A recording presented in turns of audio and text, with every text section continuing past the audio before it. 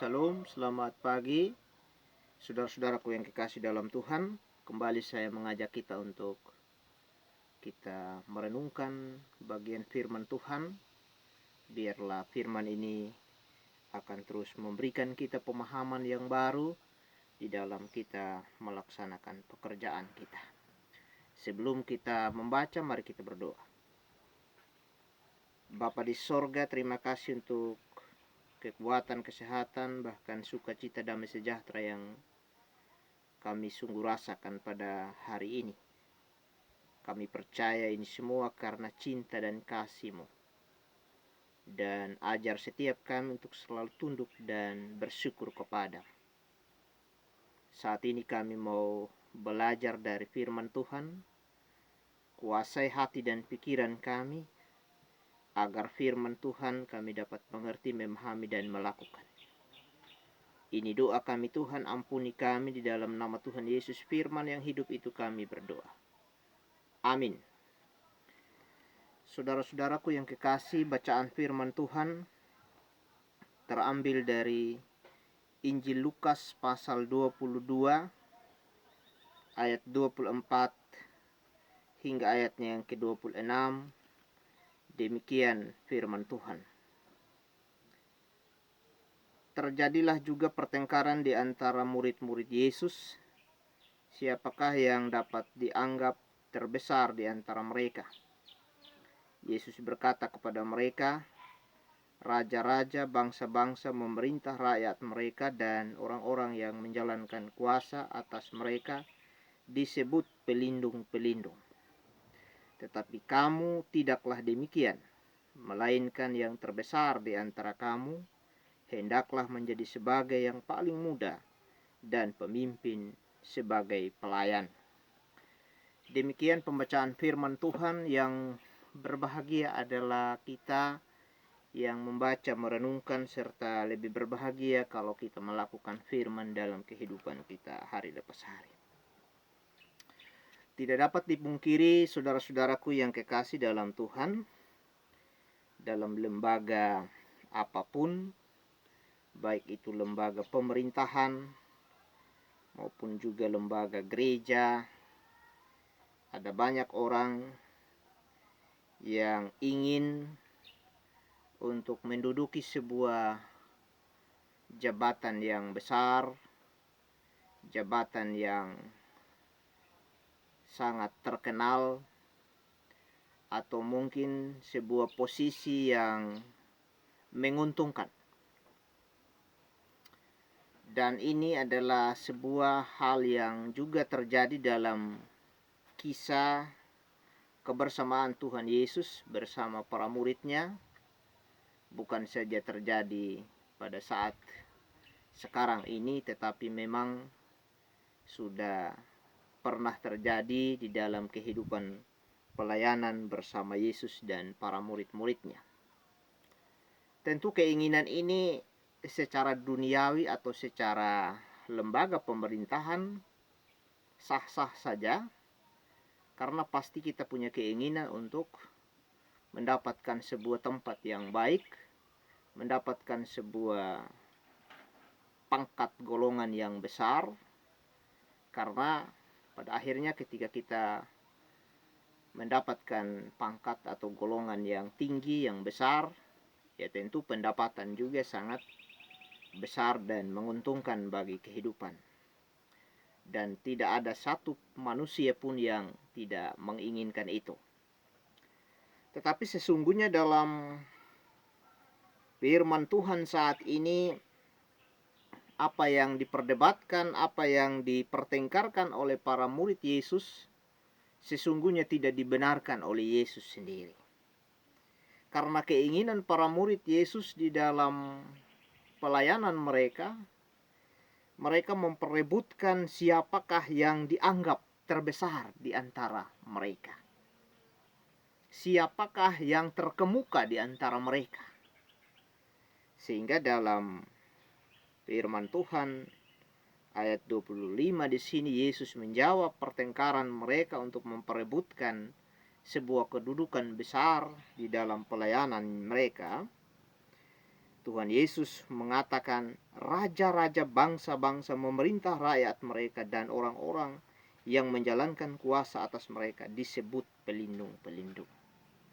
Artinya, melayani dengan penuh ketulusan dan keikhlasan, dengan kerendahan hati, itulah yang dikatakan pelindung-pelindung bagi orang yang dilayani. Bukanlah sesuatu jabatan yang diinginkan, bukanlah suatu kedudukan yang tinggi yang direbut atau yang diperdebatkan, yang pada akhirnya mendapatkan tempat atau posisi yang baik menurut Tuhan Yesus. Tetapi justru orang-orang atau pemimpin-pemimpin atau raja-raja yang memerintah rakyatnya dengan penuh ketulusan, penuh kerendahan hati, itulah yang sungguh benar. Dan contoh inilah yang Tuhan Yesus berikan bagi para muridnya, agar mereka memahami bahwa kedudukan di dalam sebuah pelayanan tidak harus ada yang lebih tinggi atau yang lebih dihormati. Artinya, pemberian diri, kesiapan hati untuk bersedia menjadi seorang pelayan Tuhan, melayani orang-orang yang haus akan kebenaran Tuhan, itulah yang dikatakan sebagai pemimpin atau sebagai pelayan. Tetapi kamu tidak demikian, melainkan yang terbesar di antara kamu hendaklah menjadi sebagai yang paling mudah, dan pemimpin sebagai pelayan. Artinya kehidupan para murid pada saat itu, saudara-saudaraku, tidak memiliki hati yang penuh kerendahan di hadapan Tuhan untuk mengambil bagian dalam tugas pelayanan mereka. Tetapi Tuhan Yesus mau mengingatkan mereka, siapa yang mau ingin, yang mau punya kedudukan terbesar, hendaklah kalian atau kamu bersedia melaksanakan tugas pelayanan. Sehingga di sini di ayatnya yang ke-26 ditegaskan, tetapi kamu tidaklah demikian, melainkan yang terbesar di antara kamu hendaklah menjadi sebagai yang paling mudah, dan pemimpin sebagai pelayan. Artinya, menjadi yang paling terbesar di antara kamu hendaklah menjadi yang paling mudah dan memimpin sebagai pelayan Tuhan. Nah, saudara-saudaraku yang kekasih dalam Tuhan kita Yesus Kristus, tentu dalam kehidupan kita pasti punya keinginan untuk menjadi yang terbaik dimanapun kita berada. Ya, tentu kebaikan itu bukanlah kebaikan itu untuk kita mendapatkan pujian dari Tuhan, tetapi sesungguhnya kebaikan Tuhan yang sudah ditransfer, yang sudah diberikan untuk kita, itulah yang dapat kita lakukan sebagai bentuk syukur kita karena Tuhan pernah dengan kerendahan hatinya memikul beban dosa kita untuk melayakkan kita kembali menjadi anak Tuhan. Dan tentu saya dan saudara, kita harus memiliki hati yang mau peduli antara sesama kita. Jangan pandang bahwa saya atau saudara mungkin saja tidak berprofesi sebagai hamba Tuhan, tidak berprofesi sebagai murid Yesus Kristus.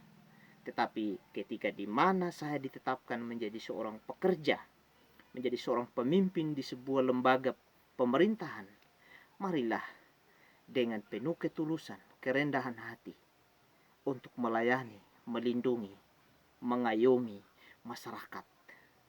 Karena saya dan saudara kita dipercaya untuk menjadi seorang pemimpin di lembaga manapun, untuk menjadi pelayan berkat bagi orang yang kita layani. Janganlah keinginan-keinginan yang memuaskan kita, yang membuat kita terpandang, itulah yang lebih kita utamakan. Tetapi utamakanlah melayani dengan penuh ketulusan kepada orang-orang yang dipercayakan, yaitu sebagai masyarakat. Karena itu, saudaraku yang kekasih dalam Tuhan, tentu saya dan saudara sebagai anak-anak Tuhan, sebagai orang yang percaya kepada Tuhan, kita diutus dimanapun kita berada untuk menjadi berkat bagi sesama. Kita diutus bukan kita mencari kedudukan yang tenar atau mencari kedudukan yang lebih terpandang bagi dunia, tetapi marilah dengan penuh kerendahan hati kita melayani, karena pelayanan itulah yang paling penting yang diperhitungkan Tuhan menjadi sebuah kebenaran dan ucapan syukur kemuliaan bagi nama Tuhan. Saudaraku yang kekasih dalam Tuhan, marilah kita terus berpedoman pada nasihat Tuhan. Kita terus berpedoman pada firman-firman Tuhan yang kita baca, bahkan yang kita dengar dari siapapun, sehingga menjadi dasar untuk kita terus bertindak menjalankan tugas dan pekerjaan kita. Karena segala sesuatu yang kita inginkan menurut keinginan hati kita pasti akan mendatangkan konsekuensi yang tidak baik. Mungkin banyak orang yang tidak suka, mungkin banyak orang yang mengatakan dia menginginkan dengan cara yang tidak baik. Tetapi ketika kita melayani dengan penuh kerendahan hati, dengan sikap yang benar yang Tuhan inginkan, pasti orang yang kita layani merasa terberkati dan termotivasi. Karena itu, biarlah melalui perenungan firman ini akan terus menguatkan saya dan saudara. Jangan kita perdebatkan, jangan kita pertengkarkan keinginan-keinginan yang memuaskan hati dan pikiran kita. Tetapi marilah kita berjuang untuk melaksanakan tugas tanggung jawab pekerjaan pelayanan yang Tuhan inginkan kita jalani. Memang di dalam kehidupan sekarang ini banyak kritikan, banyak cacian, banyak pembulian yang terjadi di media sosial dengan berbagai pelayanan kita. Baik kita yang melayani sebagai pemerintah, juga melayani sebagai pelayan-pelayan Tuhan. Tetapi sesungguhnya marilah kita terus berpedoman pada Tuhan. Kalau kita berpedoman pada Tuhan dengan penuh ketulusan kerendahan hati, maka pasti ada pujian yang datang dari orang-orang yang kita layani. Tetapi sesungguhnya mereka bukan memuji kita, tetapi mereka memuji Tuhan yang mengutus saya dan saudara untuk menjalankan tugas tanggung jawab pekerjaan pelayanan kita, baik di dalam gereja Tuhan maupun juga di dalam lembaga pemerintahan. Kiranya Tuhan Yesus memampukan kita, menolong, memberkati kita dengan firman-Nya. Amin. Kita berdoa. Terima kasih untuk firman-Mu ya Tuhan. Engkau berkati dengan kuasa Roh-Mu yang kudus, sehingga firman ini tidak berlalu begitu saja dalam hidup kami. Kami dapat artikan untuk kami menjadikan pedoman dasar di dalam setiap pekerjaan dan pelayanan kami. Berkati beban pergumulan hidup, rumah tangga pekerjaan kami, keluarga kami dimanapun berada. Tuntun sertai kehidupan mereka. Dan segala sesuatu yang tidak berkenan, mari kiranya Tuhan yang mengampuni dan melayakkan. Ini doa, ini harapan kami Bapa, di dalam nama Tuhan Yesus Kristus, sumber pengampun, sumber berkat, dan sumber kehidupan bagi kami. Kami telah berdoa dan mengucap syukur kepada Bapa di sorga. Amin. Demikian ibadah singkat dari kita sekalian, dari saya yang menyampaikan firman Tuhan. Semoga ini menjadi motivasi bagi iman percaya kita kepada Tuhan di dalam menjalankan pekerjaan kita. Selamat menjelang siang dan shalom untuk kita sekalian.